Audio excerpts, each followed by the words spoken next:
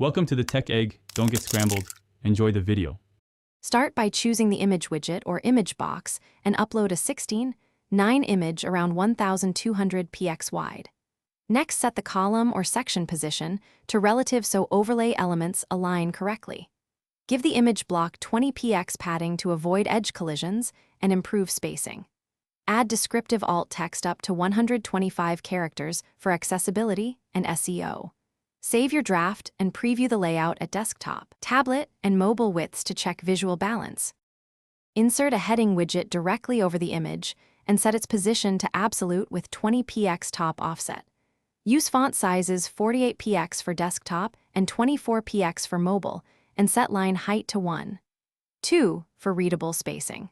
Apply a background overlay at 50% opacity or use a subtle gradient to increase text contrast against the image. Adjust the z-index so the heading sits above the image and UX elements remain clickable. Preview at different breakpoints to refine spacing. Enable responsive settings and set heading font to 36 px for tablet and 24 px for mobile to keep legible text. Use transform translate -50% across X and Y to precisely center text within the image container. Set z-index to 10 to ensure your text remains visible above overlays and widgets. Compress images to around 100 KB while keeping width near 1200 px for performance and retina clarity. Finally, test keyboard.